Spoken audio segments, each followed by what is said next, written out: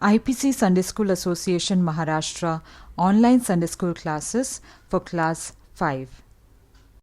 Praise the Lord, children.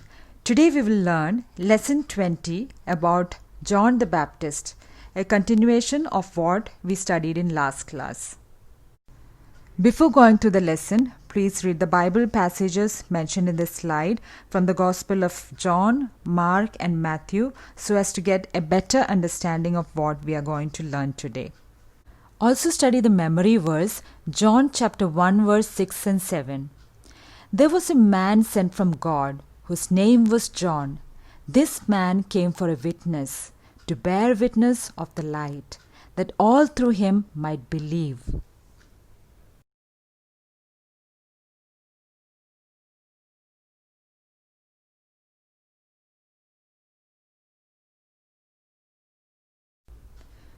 The children of God should present Jesus to the world. Always remember that our own life is a great part of our witness. Can the world see Jesus when they look at your life? As children of God, our goal should never be to bring recognition to ourselves, but to bring glory to Jesus. If we are holy and righteous, then the world will fear us. So in the last class, what did we learn?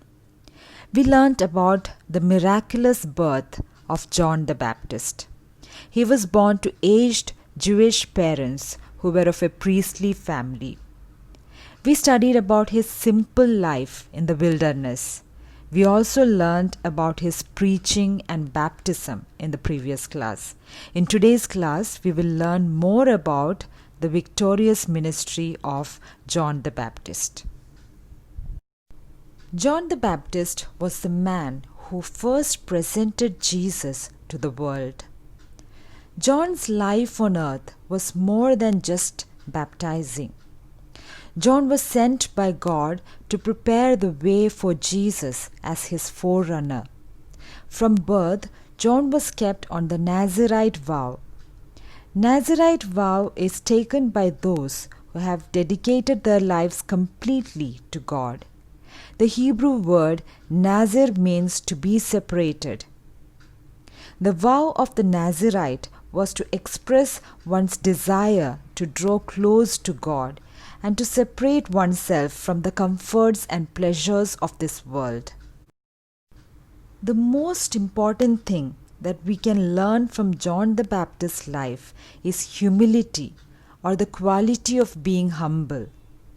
Humility produces spiritual blessing. Some people thought that John was the Savior. This could have made John very proud, but John always told the people, "No, it's not me."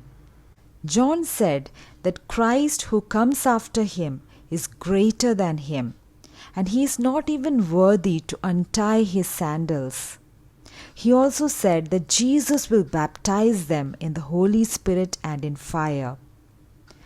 When John saw Jesus coming toward him, he cried out, "Behold, the Lamb of God who takes away the sin of the world."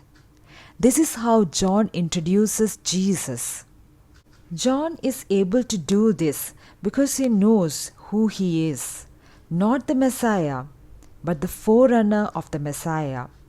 He knew that God selected him to point the way to the Lamb of God, who is going to take away the sins of the world.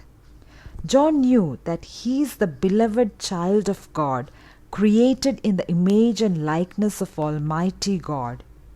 His desire was that Christ must increase and he himself must decrease. This is true humility and submission to the will of God. This should be our attitude in life, ready to do wholeheartedly what God wants us to do. John was just happy that God wanted him to prepare the way for Jesus. This is what God expects from each one of us as children of God. In the Word of God, we can see Jesus himself praising John the Baptist. Jesus gave good testimony about John. Jesus said, "Among those born of women, there has not risen anyone greater than John the Baptist. Jesus also said that John is a great prophet and a bright shining light. He was the greatest prophet because not only did he prepare the way for the Lord, he also saw him arrive. John was fearless. John lifted his voice against injustice. King Herod put John the Baptist in prison. Herod had married his brother Philip's wife, Herodias. John was put in prison because he courageously spoke out against this marriage, much to the dislike of Herodias, King Herod's new wife. The Word of God says that the one who introduced Jesus to the world himself doubted Jesus. While John was in prison, he heard of Jesus' powerful ministry and the miracles he performed. In a moment of doubt, John sent his disciples to Jesus, asking, "Are you the one to come, or must we look for another?" The one who introduced Jesus to the world himself doubted him.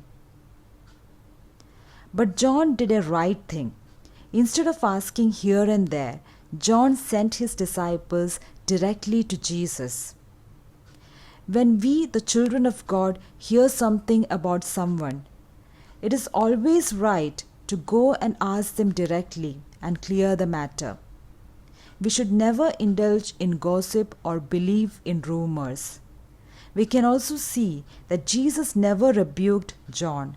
Rather, he gave evidence that he was the promised Savior. King Herod was afraid of John the Baptist because he knew him to be a holy and righteous person. Also, he was eager to hear John preach.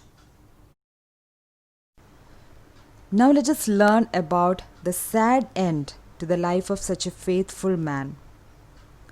King Herod prepared a big feast on his birthday. He made Herodias' daughter to dance for everyone. The king was so pleased that he promised that he would give anything that the girl asked for. The girl consulted her mother, Herodias, and she prompted her to ask for the head of John the Baptist on a platter. As the king had already promised the girl, he had to order for the head of John the Baptist to be brought and given to the girl. John's disciples went and buried John soon after. Thus, John became a martyr because he stood firm for the truth. So, what did we learn from today's lesson? We all are born with a purpose to glorify God and worship Him, pointing people to Jesus Christ. Our only aim should be to fulfill the God-given role in this life. As a servant of God, John was unafraid of speaking the truth, whether it is to the king or to religious leaders. He opposed injustice and corruption. We need to imitate the humility of John the Baptist in all walks of life. What it means is to live a life wholly dedicated to God Almighty. Humbly acknowledge God in everything. Always humbly ask God for His will to be fulfilled in your life. Confess and repent of pride. Thank God every day. If we humble ourselves, we will be surprised to see how long our list to thank God can be. Our Father in heaven is the true source of all our talents and gifts. When we humble our hearts and submit to God, we will be positive, shining lights in this world.